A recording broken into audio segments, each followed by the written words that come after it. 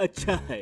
अगर आपने अभी तक हमारा चैनल सब्सक्राइब नहीं किया है तो पहले सब्सक्राइब करिए और हमारी छोटे से कस्बे में रहने वाले सोनू की बचपन से ही अमीर बनने की इच्छा थी। तब माँ ने भी कह दिया था कि हाँ, एक दिन मेरा राजा बेटा राजा बनेगा। पर आज वो जवान हो गया था और जंगल से लकड़ी काटकर गांव के बाजार में बेचकर अपना और अपनी माँ का पेट भरने जितना ही कमा पाता। मगर आज भी उसके मुंह से एक दिन अमीर बनूंगा जरूर निकलता। पर अब माँ ने उससे कहना बंद कर दिया था। बेटा, जब तू छोटा था तो मैं कहा करती थी, हाँ, एक दिन मेरा राजा बेटा जरूर अमीर बनेगा। पर अब नहीं कह सकती। जंगल से तू लकड़ियाँ काटकर लाकर बाजार में बेचकर मुश्किल से तू तेरा और मेरा पेट भरने जितना कमा पाता है। अमीर कैसे बनेगा? ये सपने देखना छोड़ दे।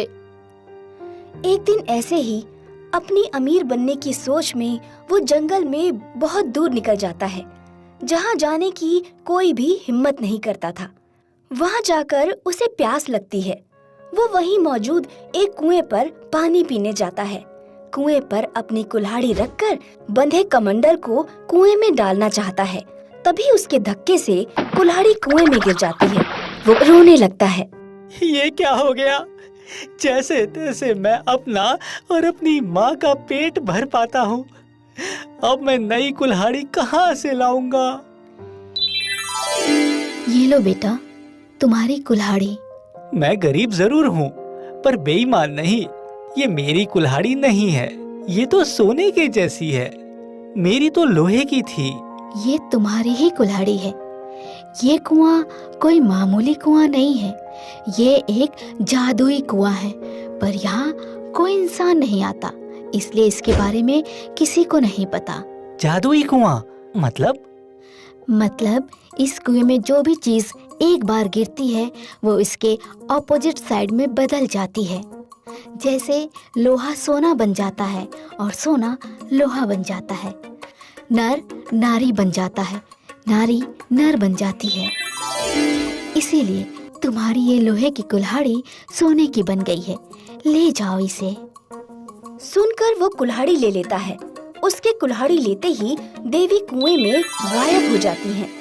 सोनू घर आकर माँ को ये बात बताता है तो माँ को यकीन नहीं आता है। कसम देकर पूछती है, मेरी कसम खा के सच सच बोल, तू हमेशा अमीर बनने की बात करता था, कहीं से चुरा कर तो नहीं लाया? माँ, मैं गरीब रह लूंगा पर चोरी नहीं करूंगा। ठीक है, मैं यकीन कर लेती हूँ। एक काम कर, फिलहाल इसे छुपा दे। कहीं किसी की नजर इस पे पड़ गई तो इतना सोना देखकर वो हमारी जान के भी दुश्मन बन सकता है। पर इसे छुपा देंगे तो खाएंगे क्या? आज तो मैं लकड़ी भी नहीं ला पाया और अभी इस कुल्हाड़ी को किसी सुनार को बेच भी नहीं सकते। हाँ, नहीं बेच सकते बेटा, वरना गांव में चर्चा हो गया तो। ठीक है माँ, मैं कुछ खाने का जुगाड़ करके आता हूँ।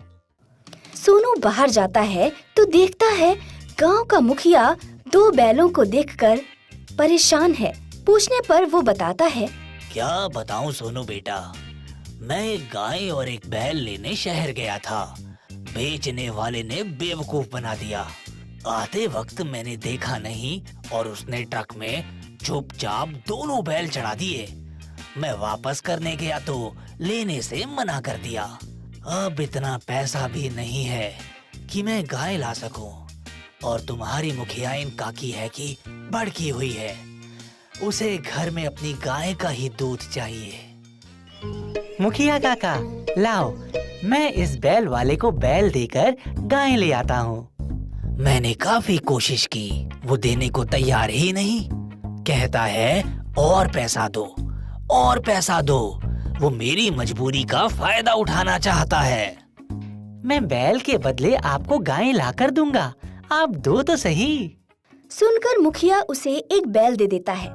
सोनू बैल लेकर जंगल में उसी कुएं के पास जाता है। बैल को चारों तरफ से रस्सी से बांधकर उसे कुएं में धकेल देता है। बैल छपाक से कुएं में जाकर गिरता है। एक डुबकी लगाते ही वो उसे जल्दी जल्दी ऊपर खींच लेता है। देखता है अब वो बैल गाय बन गई है। वो उसे लेकर मुखिया को सौंप देता है। कमाल है, उसने तुम्हें कैसे दे दिया?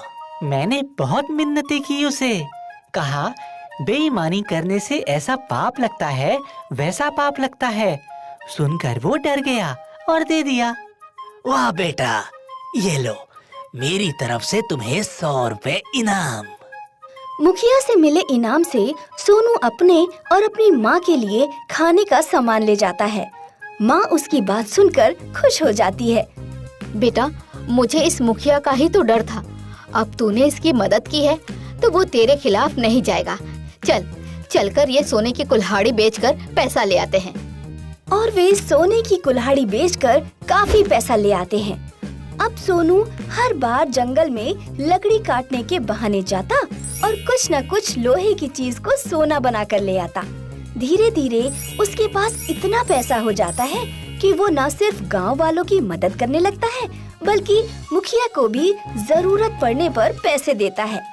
मुखिया पूछता भी है, सोनू बेटा, तुम्हारे पास इतना पैसा कहाँ से आ रहा है? मुखिया काका, मेरी ईमानदारी से खुश होकर एक देवी माँ ने मुझे आशीर्वाद दिया है।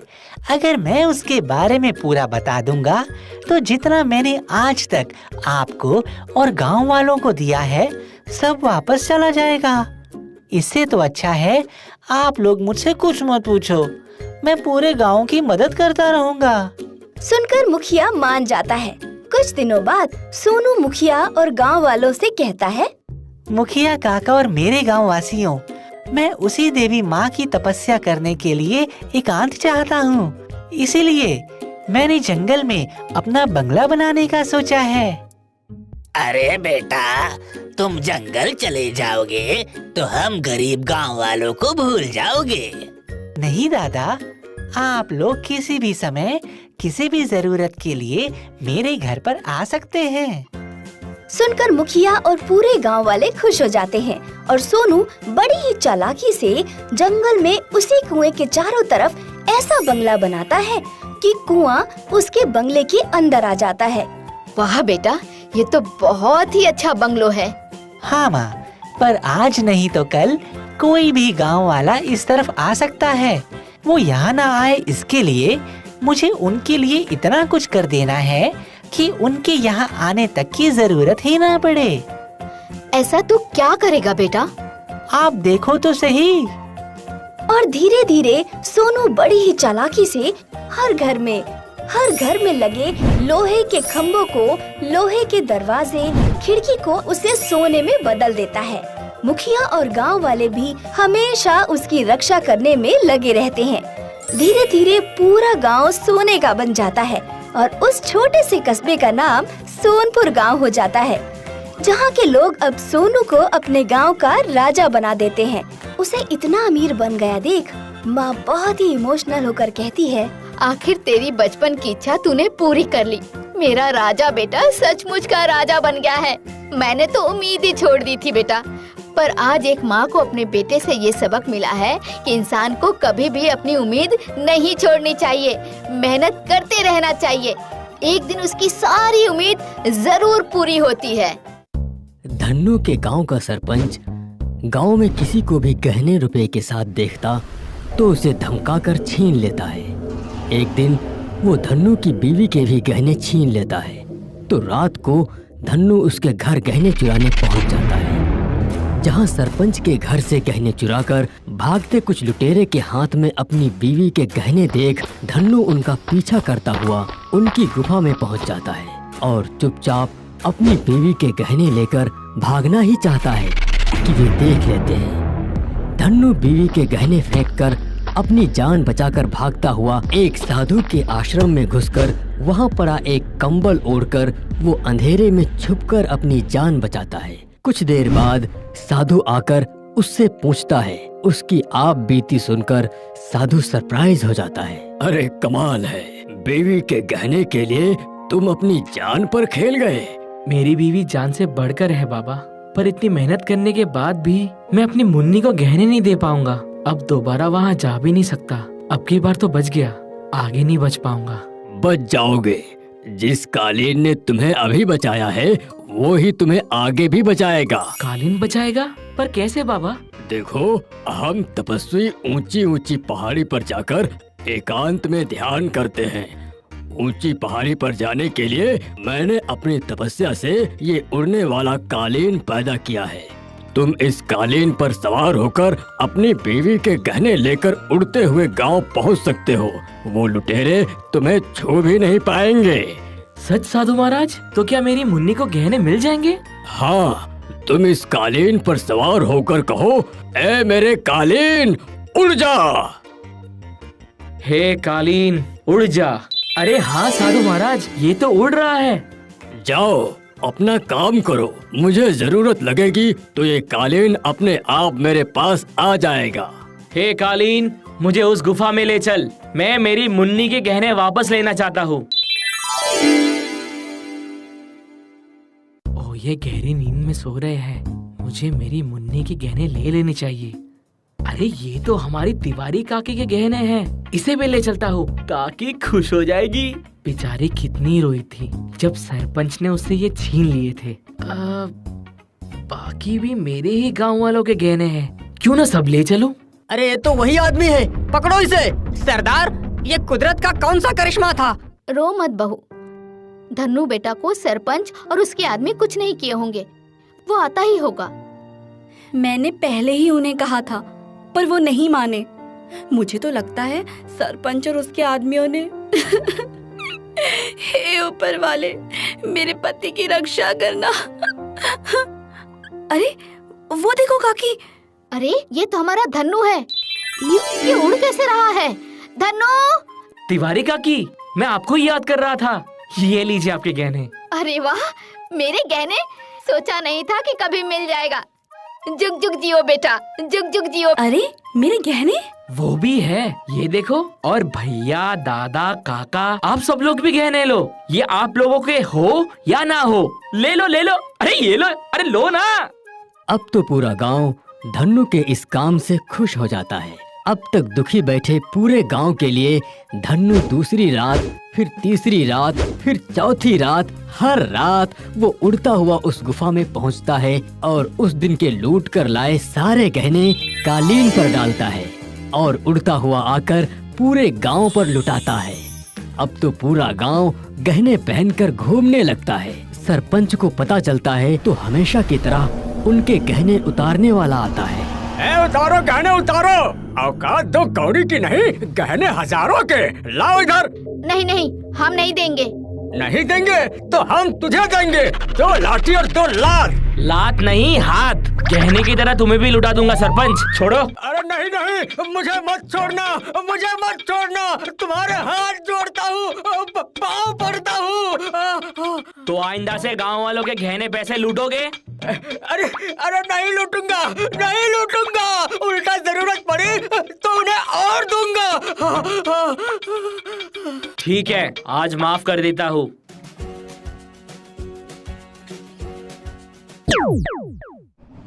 सरदार, वो रहा वो आदमी जो हमारा माल लूट कर उड़ जाता है। अब नहीं उड़ेगा, तलवार से उसकी गर्दन उड़ेगी। ऐ मेरे जादुई कालीन, इन सबको उड़ा कर ले चलो।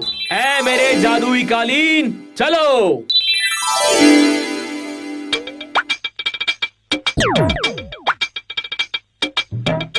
अरे पागल हो गया है क्या लड़के? गिर जाएंगे। हाँ, हमें छोड़ दो। अरे जो कहोगे करेंगे, छोड़ दो हमें। वैसे भी अब तुम अपनी मर्जी का नहीं करोगे। ये लो, तुम्हें छोड़ने की जगह आ गई। जाओ, तुम्हारी असली जगह गुफा नहीं, ये है। वाह धन्नू बेटे, 20 सालों से जिन लुटेरों की तलाश थी, तुमने आज उसे पकड़वा ही दिया। हाँ थानेदार साहेब, कितने ही सालों तक पापी बचते रहे, एक दिन उसका अंत तो होना ही था। वो हो गया, चलता हूँ। साधु महाराज को भी ये कालीन वापस करना है। और वो कालीन पर बैठकर साधु महाराज के पास पहुंचता है तो साधु कहता है, मैंने तो कहा था जब मुझे जरूरत होगी कालीन मेरे पास अपने आप ही आ जाएगा, फिर भी तुम देने आ गए। हाँ साधु महाराज, इससे जिन्हें सबक सिखाना था सिखा दिया। अब आप इसे अपनी सेवा में रखिए। जब कभी फिर किसी पापी को सजा देनी होगी, मैं इस जादुई कालीन को जरूर ले जाऊंगा।